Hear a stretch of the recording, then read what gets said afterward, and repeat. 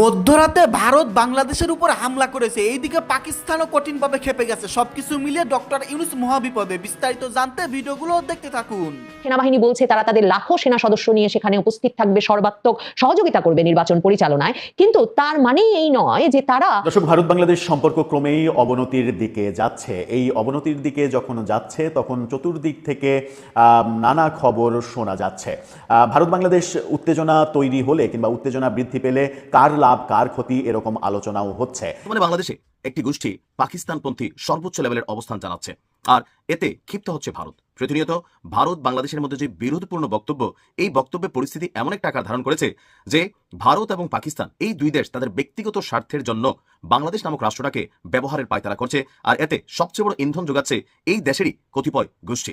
বাংলাদেশ যে এই মুহূর্তে জাতীয় এবং আন্তর্জাতিকভাবে কতটা গভীর সংকটের মধ্যে রয়েছে তা নতুন করে কিছু বলার নেই। এবং আসসালামু আলাইকুম সম্মানিত দর্শক, ভিডিওটি খুবই গুরুত্বপূর্ণ, অত্যন্ত স্পেশাল। ভিডিওটি সম্পূর্ণ দেখবে। সম্মানিত দর্শক শ্রোতা, বাংলাদেশ আর রেহাই পালো না। ডক্টর মোহাম্মদ ইউনূস কঠিন বিপদের মধ্যে পড়ে গেছে, তিনি শেষ রক্ষাও পাচ্ছে না। প্রিয় দর্শক শ্রোতা, মধ্যরাতে বাংলাদেশের উপর হামলা চালিয়েছেন ভারত, ওইদিকে আবার পাকিস্তান ভারতকে হুমকি দিচ্ছে।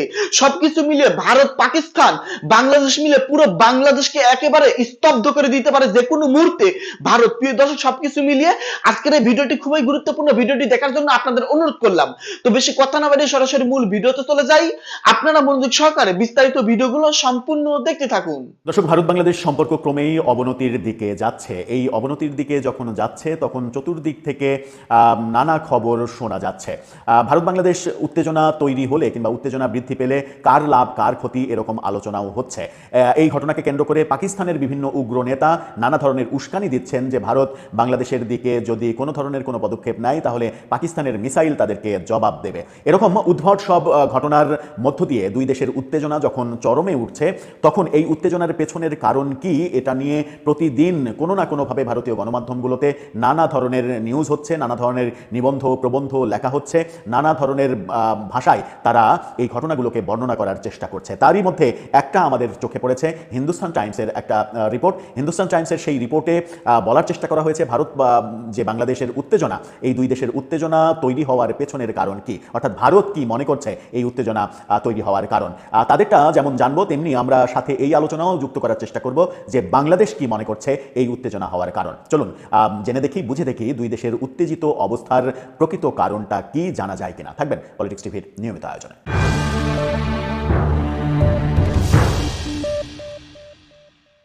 দর্শক, বলছিলাম ভারত বাংলাদেশ উত্তেজনা যখন চরমে তখন ভারতীয় গণমাধ্যম হিন্দুস্তান টাইমস তারা একটা নিউজ করেছে। সেই নিউজে তারা ব্যাখ্যা করার চেষ্টা করেছে যে বাংলাদেশের সঙ্গে তাদের সম্পর্কের অবনতির মূল কারণটা কি। তারা যখন তাদের মতো করে এই কথা বলছে তখন আমরাও বোঝার চেষ্টা করব বাংলাদেশের তরফ থেকে ভারতের দিকে কি কি অভিযোগ করা হচ্ছে। হিন্দুস্তান টাইমসের শিরোনামটা দেখে নিন। তারা বলছে হাসিনাস এক্সাইল, হাদিস killing, Hindus lensing, triggers of India Bangladesh tensions explained. এই শিরোনামে তারা বলার চেষ্টা করছে হাসিনার নির্বাসন, হাদির হত্যা, হিন্দুদের গণপিটুনি, বাংলাদেশ ভারত উত্তেজনার কারণ ব্যাখ্যা করা হয়েছে। কি কারণ ব্যাখ্যা করা হয়েছে? বাংলাদেশি ছাত্রনেতার মৃত্যু এবং এক হিন্দু ব্যক্তিকে পিটিয়ে হত্যার পর সহিংসতার মধ্যে ভারত বাংলাদেশ সম্পর্কের অবনতি ঘটেছে। প্রতিবেশী দেশগুলোর মিশনের বাইরে বিক্ষোভের পর ভারত ও বাংলাদেশের মধ্যে সম্পর্ক আরও খারাপ হয়েছে, যা উভয় দেশের নিরাপত্তার উদ্বেগ বলে মনে করা হচ্ছে। বহিষ্কৃত প্রাক্তন বাংলাদেশি প্রধানমন্ত্রীর নয়াদিল্লিতে নির্বাসনের সাথে প্রত্যক্ষ বা পরোক্ষভাবে জড়িত ঘটনাবলীর কারণেই ইতিমধ্যে উত্তেজনাপূর্ণ সম্পর্কের মধ্যে রয়েছে। অর্থাৎ তারা কিন্তু বাংলাদেশের যে অভিযোগ সেই অভিযোগটাও উল্লেখ করেছে। সুতরাং আলাদাভাবে বাংলাদেশের যে কি অভিযোগ ভারতের সঙ্গে উত্তেজনা বৃদ্ধি পাওয়ার, সেটা আর ব্যাখ্যা করার প্রয়োজন হচ্ছে না। তারা নিজেরাই বলছে যে শেখ হাসিনাকে দিল্লিতে আশ্রয় দেওয়া এটাই মূল ইস্যু ভারত বাংলাদেশ সম্পর্কের অবনতি হওয়ার, এবং বাংলাদেশের একটা বড় গোষ্ঠী উত্তেজিত হওয়ার মূল কারণ শেখ হাসিনাকে ভারতে আশ্রয় দেওয়া, তাকে ফেরত দিতে না চাওয়া। গত কয়েকদিন ধরে উভয় দেশই একে অপরের রাষ্ট্রদূতদের তলব করেছে। বাংলাদেশ ও ভারতের হাইকমিশনে বিক্ষোভ সমাবেশের কারণে ভিসা সেন্টারগুলো বন্ধ করে দেওয়া হয়েছে। বাংলাদেশের অস্থিরতার সর্বশেষ ব্যাপারগুলো দেখা যাচ্ছে। গত সপ্তাহে ঢাকার গুলশানে যেটা বলছে যে বাংলাদেশের সঙ্গে মানে এই উত্তেজনাটা তৈরি হয়েছে কোন কোন ঘটনার প্রেক্ষাপটে, সেখানে বলা হচ্ছে গত সপ্তাহে ঢাকার গুলশান এলাকায় ভারতীয় হাইকমিশনের দিকে মিছিল করতে যাওয়া একদল বিক্ষোভকারীকে ঢাকা পুলিশ থামিয়ে দিলেও সম্প্রতি দীপুচন্দ্র দাস নামে এক ব্যক্তিকে পিটিয়ে হত্যার পটভূমিতে প্রতিবেশী বাংলাদেশে হিন্দুদের উপরে অত্যাচারের বিরুদ্ধে বিশ্ব হিন্দু পরিষদের নেতৃত্বে বেশ কয়েকটি সংগঠন ব্যাপক বিক্ষোভ প্রদর্শন করছে। এই তিক্ত সম্পর্কের সূচনা এমন এক সময় হয়েছে যখন বাংলাদেশ একজন বিশিষ্ট ছাত্রনেতা শরীফ ওসমান হাদির হত্যার ফলে সৃষ্ট সহিংসতার কবলে পড়েছে। ভারত বাংলাদেশ উত্তেজনা এখন পর্যন্ত কি ঘটেছে সেই ব্যাপারে তারা বলছে 17 নভেম্বর 2024 সালে ছাত্র নেতৃত্বাধীন বিদ্রোহে মারাত্মক সহিংসতার সাথে জড়িত থাকার জন্য বাংলাদেশের একটি আদালত শেখ হাসিনাকে মৃত্যুদণ্ড দেয়। রায়ের পর ভারত প্রতিক্রিয়া জানায় যে তারা বাংলাদেশের শান্তি, গণতন্ত্র, অন্তর্ভুক্তি এবং স্থিতিশীলতার প্রতি প্রতিশ্রুতিবদ্ধ। অন্যদিকে ঢাকা ভারতের দ্বারা পলাতক প্রাক্তন প্রধানমন্ত্রীকে হস্তান্তরের দাবি করে। 12 ডিসেম্বর বিশিষ্ট ছাত্রনেতা ইনকিলাব মঞ্চের শরীফ ওসমান হাদির ঢাকার একটি মসজিদ থেকে বের হওয়ার সময় মুখোশধারী বন্দুকধারীদের গুলিবিদ্ধ হওয়ার ঘটনা ঘটে। 15 ডিসেম্বর এনসিপি নেতা হাসনাত আব্দুল্লাহ একটি বিতর্কিত বক্তব্য দেন যে বাংলাদেশ ভারত থেকে আসা বিচ্ছিন্নতাবাদীদের আশ্রয় প্রশ্রয় দেবে এবং তাদের 7টি অঙ্গরাজ্য অর্থাৎ 7 সিস্টার্স নামেও যেটা পরিচিত সেগুলোকে ভারত থেকে বিচ্ছিন্ন করে দেবে। 17 ডিসেম্বর দ্য ডেইলি স্টারের খবরে বলা হয়েছে ঢাকার গুলশান এলাকায় ভারতীয় হাইকমিশনের দিকে মিছিল করা একদল বিক্ষোভকারীকে পুলিশ থামিয়ে দেয়। তারা পদচ্যুত প্রধানমন্ত্রী শেখ হাসিনা এবং গত বছরের জুলাই বিদ্রোহের সময় এবং পরে পালিয়ে আসা অন্যদের ফিরিয়ে দেওয়ার দাবিতে মিছিল করে। এই প্রতিবাদ মিছিল ভারতকে উৎসাহিত করে এবং এনসিপি নেতা আব্দুল্লাহর মন্তব্যের প্রেক্ষিতে ভারত বাংলাদেশের হাইকমিশনার রিয়াদ হামিদুল্লাহকে তলব করে প্রতিবেশী দেশটিতে নিরাপত্তা পরিবেশের অবনতি এবং ঢাকায় ভারতীয় মিশনের নিরাপত্তাকে প্রভাবিত করতে পারে এমন চরমপন্থীদের পরিকল্পনার প্রতিবাদ জানায়। অর্থাৎ বাংলাদেশে যে বিদ্রোহ হয়েছিল সেই বিদ্রোহ যারা করেছিল তাদেরকে ভারত চরমপন্থী হিসেবে আখ্যা দিয়েছিল। বাংলাদেশও ভারতে যে বিক্ষোভ হচ্ছে সেই বিক্ষোভকে চরমপন্থী গ্রুপ এটা করছে সেই হিসেবে আখ্যা দিচ্ছে। 18 ডিসেম্বর সিঙ্গাপুরের একটি হাসপাতালে ওসমান হাদি মারা যান। গত বছরের গণতন্ত্রকামী বিদ্রোহের একজন গুরুত্বপূর্ণ ব্যক্তি। এই মৃত্যুর পর বাংলাদেশে নতুন করে সহিংসতা শুরু হয়। বিক্ষোভকারীরা রাস্তায় নেমে সংবাদপত্র অফিস ভাঙচুর করে পুড়িয়ে দেয়। 18 ডিসেম্বর বিক্ষোভের মধ্যে দীপুচন্দ্র দাস নামে এক হিন্দু শ্রমিককে পিটিয়ে হত্যা করা হয়, যার দেহ একটি গাছের সঙ্গে বেঁধে আগুন ধরিয়ে দেওয়ার ঘটনা ঘটে। 20 ডিসেম্বর নয়াদিল্লিতে বাংলাদেশ মিশনের কাছে একদল বিক্ষোভকারী জড়ো হয় এবং পুলিশ তাদের ছত্রভঙ্গ করে দেয়। নিরাপত্তার কারণে বাংলাদেশের চট্টগ্রামে ভারতীয় ভিসা আবেদন কেন্দ্র অনির্দিষ্টকালের জন্য বন্ধ করে দেওয়া হয়। 21 ডিসেম্বর হিন্দু ব্যক্তির ভয়াবহ হত্যাকাণ্ড নিয়ে ভারত উদ্বেগ প্রকাশ করেছে। বিদেশ মন্ত্রকের মুখপাত্র রণধীর জাসওয়াল বলেছেন যে ভারত বাংলাদেশের ক্রমবর্ধমান পরিস্থিতির উপরে কড়া নজর রাখছে। জাসওয়াল নয়াদিল্লিতে বাংলাদেশ হাইকমিশনে নিরাপত্তা লঙ্ঘনের খবরকে বিভ্রান্তিকর প্রচারণা হিসেবে চালিয়ে দেওয়ার চেষ্টা করেন। 22 ডিসেম্বর পশ্চিমবঙ্গের শিলিগুড়িতে বাংলাদেশ ভিসা সেন্টারে বিক্ষোভের ঘটনা ঘটে, যার ফলে বাংলাদেশ দিল্লির পাশাপাশি শহরে ভিসা কার্যক্রম স্থগিত করে। রিপোর্টে বলা হয়েছে রবিবার মিশনের বাইরে বিক্ষোভের পর ত্রিপুরায় বাংলাদেশের সহকারী হাইকমিশন অফিসের ভিসা পরিষেবাও স্থগিত করা হয়েছে একই কারণে। 23 ডিসেম্বর বাংলাদেশি মিশনের নিরাপত্তা নিয়ে ভারতীয় রাষ্ট্রদূতকে তলব করে বাংলাদেশের পররাষ্ট্র মন্ত্রণালয়, অর্থাৎ আজকে তলব করেছে। তলবের জন্য উল্লেখিত ঘটনাগুলোর মধ্যে রয়েছে 22 ডিসেম্বর শিলিগুড়িতে বাংলাদেশ ভিসা সেন্টারে ভাঙচুর এবং 20 ডিসেম্বর নয়াদিল্লিতে বাংলাদেশ হাইকমিশনের বাইরে বিক্ষোভ।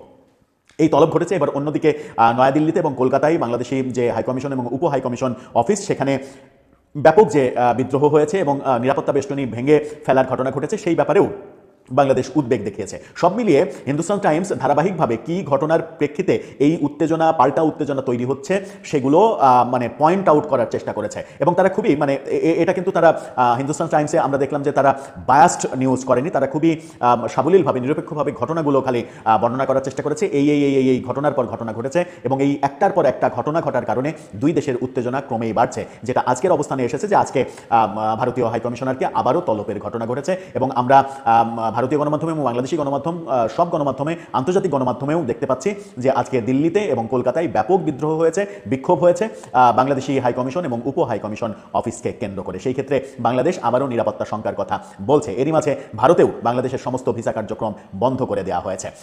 ব্যাপারগুলো যদি এরকমই হয়, যদি সাংঘর্ষিক পর্যায়ে আমরা যেতে পারি, মানে যেতে চাই, তাহলে মানে দুই দেশের সম্পর্ক স্টপ করে দিলেই হয়। আর এইগুলো দরকার কি? মানে শত্রুতা করার চাইতে মানে বন্ধুত্ব না করাই, মানে একেবারে ব্রেকআপ করাই ভালো।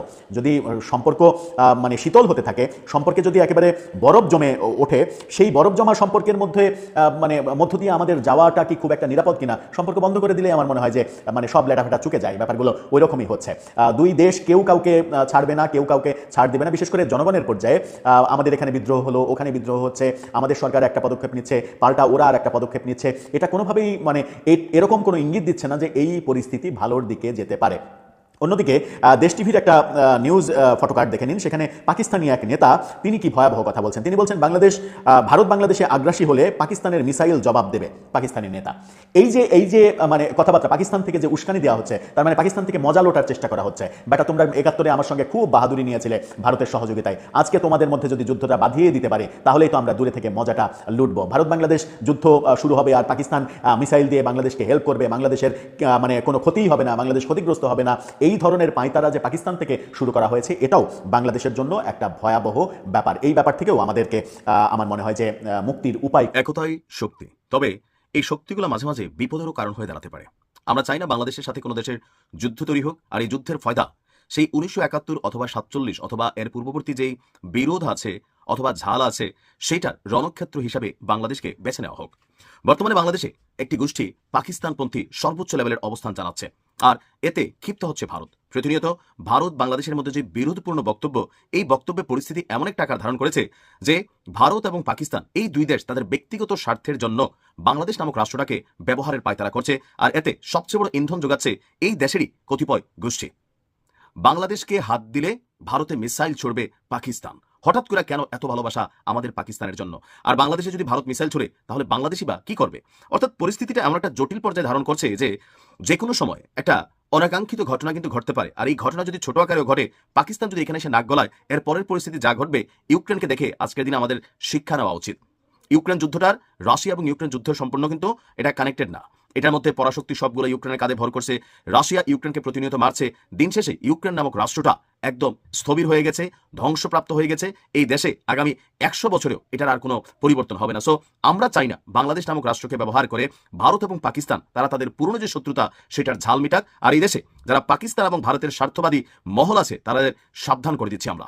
দর্শক, পরিস্থিতি হঠাৎ করে ভিন্ন দিকে মনে নিচ্ছে। হাসনাত আব্দুল্লাহর 7 সিস্টার্সকে কেন্দ্র করে যে বক্তব্য, সেই বক্তব্য দেওয়ার জন্য দিয়ে দিছে আর কি। থাকে না বাংলাদেশের পলিটিশিয়ান মানে ফাকনা কথা, আর এই ফাকনা কথার কারণে যে উদ্ভূত পরিস্থিতি তৈরি হতে যাচ্ছে, সেই পরিস্থিতি সামাল দেওয়ার মতন অবস্থান কি আসলে বাংলাদেশের আছে? আপনি বি অনেস্টলি, বা যারা জানেন বোঝেন, ওই ফেসবুকে স্ট্যাটাস দিয়ে বিদেশে বৈশা এগুলো দিয়ে কাজ হবে না ভাই। ভারতের সাথে লড়াই করলে বাংলাদেশ 3 দিনও টিকবে না। 3 দিন, আমি গুনে বলতেছি, 72 ঘন্টা বাংলাদেশের অস্তিত্ব নাই হয়ে যাবে যদি অন্য কোনো দেশ বাংলাদেশের পাশে না দাঁড়ায়। এখন ধরেন এই যে পাকিস্তান ঘোষণা দিল বাংলাদেশের দিকে মিসাইল ছুড়লে, তাহলে পাকিস্তানের মিসাইল ভারতের দিকে তাক করে ছড়ে দেওয়া হবে। তো এতে কি বাংলাদেশের লাভ হবে? ভারত কি সরাসরি পাকিস্তানকে আক্রমণ করবে, নাকি পাকিস্তান সরাসরি ভারতকে আক্রমণ করবে? খেলাটা হবে বাংলাদেশকে কেন্দ্র করে বাংলাদেশের মাঠে। এগুলো বোঝার জন্য মাথার মধ্যে ঘিলু থাকা চাই। জিয়াফুতখোর জাতি খালি স্লোগান দিয়া গরুর মাংস খাওয়ার জন্য আর ওই পিনাকিদা গরু পাঠাবে, আপনি খাবেন। উনি থাকেন কোথায়? ফ্রান্সে। যারা বাংলাদেশকে এই মুহূর্তে অস্থিতিশীল করতে চাচ্ছে তারা কোথায় থাকে? সবাই বউ বাচ্চা 14 গোষ্ঠী নিয়ে বিদেশে থাকে। ওই দেশে কি নাই? ওই দেশে তার এরকম একটা আহ্বান দিতে পারে? পরিস্থিতি কিন্তু আপনি যা ভাবছেন তা হচ্ছে না।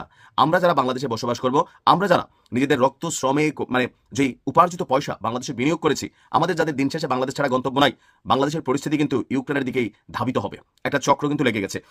শুনতে অনেকটা খুশি লাগলেও কিন্তু এই খুশির পরে যে কি খুশি দুঃখ আছে সেটা অনেক আইডিয়া করতে পারছেন না। পাকিস্তানের ক্ষমতাসীন দল মুসলিম লীগের যুব শাখার নেতা কামরান সাইদ ওসমানী ভারতকে সরাসরি হুমকি দিয়ে বলেছে, বাংলাদেশে কোনো ধরনের হামলা হলে পাকিস্তানের সেনাবাহিনী এবং তার মিসাইল এর জবাব দেবে। এখন ভারতের সাথে বাংলাদেশে যদি যুদ্ধ হয়, বাংলাদেশ এবং পাকিস্তানের মধ্যে কি কোনো সামরিক চুক্তি আছে? যেমন ধরেন সৌদি এবং পাকিস্তানের মধ্যে একটা সামরিক চুক্তি আছে। যদি সৌদিতে কেউ হামলা চালায় তাহলে পাকিস্তান জবাব দেবে, পাকিস্তানে কেউ হামলা চালালে সৌদি জবাব দেবে। এটা একটা প্রতিরক্ষা চুক্তি। তো বাংলাদেশের সাথে কি পাকিস্তানের এমন কোনো প্রতিরক্ষা চুক্তি আছে? রাষ্ট্র টু রাষ্ট্র নাই তো। তাহলে এই যে কথাগুলো, এগুলো হচ্ছে মুখের কথা। দিন শেষে বাস্তবায়ন করতে গেলে নানাবিধ ঝামেলার মধ্যে আমাদেরকে পড়তে হবে। ওসমানী তিনি দাবি করেন, পাকিস্তান বাংলাদেশকে ভারতের মতাদর্শগত আধিপত্যের নিচে ঠেলে দেওয়া মেনে নেবে না। ভারত যদি বাংলাদেশের স্বায়ত্ত শাসনের উপর আঘাত আনে বা কুদৃষ্টি দেয়, তবে পাকিস্তান কঠোর জবাব দেবে। ভারত যদি বাংলাদেশের স্বায়ত্ত শাসনে আঘাত করে, কেউ যদি বাংলাদেশের দিকে কুদৃষ্টি দেওয়ার দুঃসাহস দেখায়, তবে মনে রাখবেন যে পাকিস্তানের জনগণ, সশস্ত্র বাহিনী এবং আমাদের মিসাইল খুব বেশি দূর নয়। শুনতে ভালো লাগছে, বন্ধুর দরকার আছে, তবে যুদ্ধ লাগাইয়া এমন বন্ধুর দরকার নাই। বাংলাদেশকে যদি কখনো কোনো দেশ হাত দেয়, আমাদের যা আছে, আমরা যতটুকু পারি, 3 দিন পারি, 3 মাস পারি, আমরা আমাদের লড়াইটা চালিয়ে যাব। তবে জোশে এসে হোশ হারানোর মতন অবস্থায় আমরা কিন্তু নাই। একটা গোষ্ঠী আমরা দেখছি, যে জিয়াফুতখোর গোষ্ঠী, আমি যাদেরকে বলি স্লিপিং সেল, নিজস্ব কোনো ব্রেন নাই। উস্তাদ ডাক দিছে রাত বিরাত, রাষ্ট্রের সম্পত্তি ভাঙচুর, রাষ্ট্রীয় জিনিসপত্রের মধ্যে আঘাত করা, বুঝা না বুঝা নিজের দেশে নিজে আগুন জ্বালাই দেওয়া, নিজের দেশকে নিজে অস্থিতিশীল করা। এই যে স্লিপিং সেল অথবা ঘুমন্ত জাতি অথবা জিয়াফুতখোর জাতি, এদের কারণে এই মুহূর্তে বাংলাদেশ বিশ্বের কাছে এখন একটা নেগেটিভ রাষ্ট্রে পরিণত হয়েছে। আর দেখেন কানাডার পার্লামেন্টে বাংলাদেশে যে ঘটনাগুলো ঘটছে, এখানে অধিকাংশ ঘটনায়, আমি গতকালকের ভিডিওতে বলেছি যে আমাদের ইসলামপন্থী যে সকল ভাইরা আছেন, দাড়ি টুপি পরিহিত বা পাঞ্জাবি পরিহিত, তাদের ফুটেজগুলো কিন্তু ওয়ার্ল্ড ওয়াইড ভাইরাল হচ্ছে। আর এগুলো দিয়ে খুব বেশি যে সুখকর কোনো কিছু আসবে ভবিষ্যতে, তা না। দিন শেষে বিশ্বায়নের যোগ। বাংলাদেশ নামক রাষ্ট্রটার কিচ্ছু নাই ভাই। সারা পৃথিবীর থেকে আমরা যা পাই, দান দক্ষিণা সাদাকা, এগুলো দিয়ে কিন্তু বাংলাদেশ রাষ্ট্রটা টিকে আছে। এটা হচ্ছে বাস্তবতা। সো এখন কোনো লড়াইয়ে লিপ্ত হওয়া, কোনো দেশের সাথে জোশে এসে হুশ খোয়াইয়া যুদ্ধ খেলা, ছোট্ট একটা যুদ্ধ কই নিয়ে যাবে বাংলাদেশের পরিণতি, আপনি কি বুঝতে পারতেছেন? যারা এই দেশকে পাকিস্তান রাখতে চাইছে অথবা যারা এই দেশকে ভারত রাখতে চাইছে, এই দুইটা গোষ্ঠী বিভিন্নভাবে সোশ্যাল মিডিয়া, অফলাইনে, বিভিন্ন জায়গায় এরা কিন্তু সক্রিয়। কেউ চাচ্ছে না ভাই আমরা ভারতের সাথে মিলে যাই বিফোর 1947, কেউ চাচ্ছে 1971 সালে বাংলাদেশ কেন স্বাধীন হলো, আসুন আমরা পূর্ব পাকিস্তান পশ্চিম পাকিস্তান ভাই।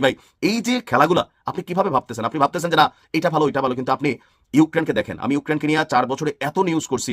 ইউক্রেন বাংলাদেশের তুলনায় অনেক সমৃদ্ধশালী একটা রাষ্ট্র ছিল, কিন্তু ছোট্ট একটা বলে পশ্চিমাদের সাপোর্টিং পাইবো এটা মনে করা রাশিয়ার সাথে যে যুদ্ধে লিপ্ত হয়ে গিয়েছিল, সেই যুদ্ধে আগামী 100 বছর ইউক্রেন তার পিঠ সোজা করে দাঁড়াতে পারবে না। লক্ষ লক্ষ মানুষ বাস্তুহারা হয়ে গেছে, বাড়ি ঘর শেষ, ধ্বংস, রাশিয়া গিলা ফেলছে। রাশিয়ার বিরুদ্ধে লড়াই চলতেছে, কিন্তু রাশিয়ার আসলে তেমন কোনো ক্ষতি হয়েছে? ভারতের বিরুদ্ধে আপনি লড়াই করবেন, যদি লড়াইয়ের দরকার হয় সেটা বাংলাদেশের সাথে ভারতের হবে, ভারতের সাথে বাংলাদেশের হবে, আমরা যতটুকু পারি লড়াই করবো। কিন্তু বহিরা শত্রু বা বহিরা এই টাইপের মিত্র, এদেরকে আইনা ধরেন পরিস্থিতিকে আরো বিজ্ঞানের পক্ষে আমি না। আমরা এই মুহূর্তে কোনো ধরনের যুদ্ধ চাই না। আমরা চাই দুই রাষ্ট্রের মধ্যে সম্পর্ক ভালো থাকবে, তবে আমাদের যে অধিকার সেই অধিকার আমরা আদায় করব। সীমান্ত, পানি, বিভিন্নভাবে ভারতের সাথে আমাদের যে স্বার্থ সম্পূর্ণটা আমরা রাষ্ট্র টু রাষ্ট্র আদায় করে নেব। ভিয়েনা কনভেনশনের যে চুক্তি আছে সেই চুক্তি অনুযায়ী আদায় করে নেব। এই মুহূর্তে কোনো যুদ্ধ চাই না। পাকিস্তান, তুমি তোমার চিন্তা করো, আমরা আমাদের চিন্তা করি। সেনাবাহিনী বলছে তারা তাদের লাখো সেনা সদস্য নিয়ে সেখানে উপস্থিত থাকবে, সর্বাত্মক সহযোগিতা করবে নির্বাচন পরিচালনায়। কিন্তু তার মানে এই নয় যে তারা সকল ধরনের মব, ভাঙাভাঙি, পোড়াপুরি এবং হত্যাকাণ্ডের ঘটনা, এমনকি দীপুচন্দ্র দাসের ঘটনাটির কথা ভাবুন। ঘন্টার পর ঘন্টা ধরে ওই ঘটনা কিন্তু চলতে পারলো, কিন্তু কোনো সেনাবাহিনীর দল কিন্তু সেখানে গিয়ে ময়মনসিংহের ভালুকায় সংখ্যালঘু পরিবারের এই সদস্যটিকে, দীপুচন্দ্র দাস, যাকে তার গার্মেন্টসের সহকর্মীরা নাকি মবের হাতে তুলে দিয়ে পেটালো, পিটিয়ে গাছে ঝুলালো, পুড়িয়ে মারলো, তাদেরকে রক্ষা করতেও কিন্তু সেনাবাহিনী যায়নি। তার মানে সেনাবাহিনী নিজেকে ভরসা স্থল হিসেবে তফসিল ঘোষণার পরেও উপস্থাপন করতে চায় না। 2024-এর 5ই আগস্টের পর থেকেই সেনাপ্রধান ওয়াকারুজ্জামানকে নিয়ে কৌতূহলের শেষ নাই।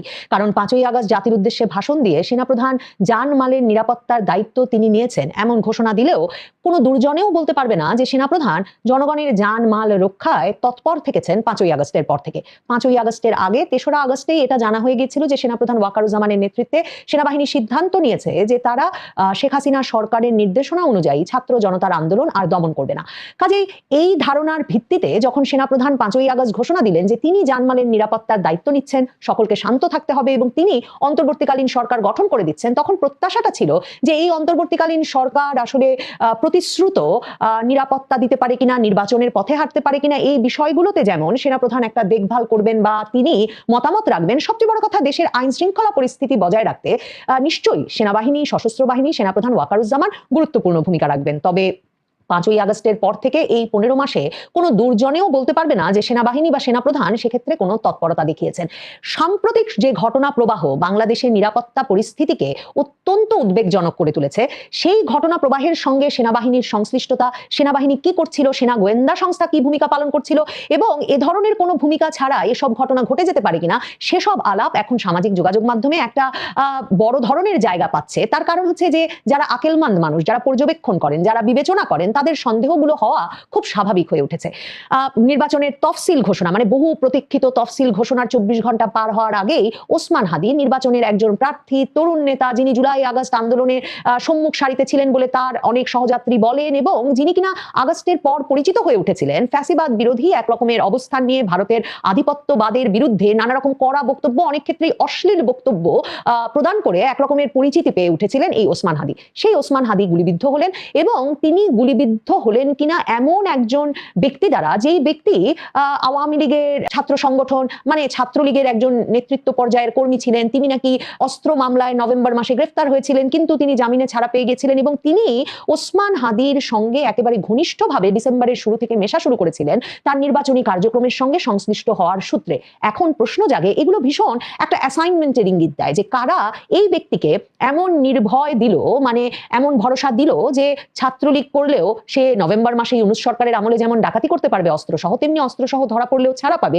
আবার এই ব্যক্তিকে কে এই ভরসা দিল যে সে। সম্মানিত দর্শক, আশা করতেছি বিস্তারিত ভিডিওগুলো আপনারা সম্পূর্ণ মনোযোগ সহকারে শুনেছেন এবং দেখেছেন। প্রিয় দর্শক, আজকের এই ভিডিওতে আপনারা যে আলোচনাগুলো শুনতে পারলেন, রাজনৈতিক বিশ্লেষকরা যেসব আলোচনা করলো, প্রিয় দর্শক, সমস্ত কিছু মিলিয়ে আপনাদের কি মনে হচ্ছে?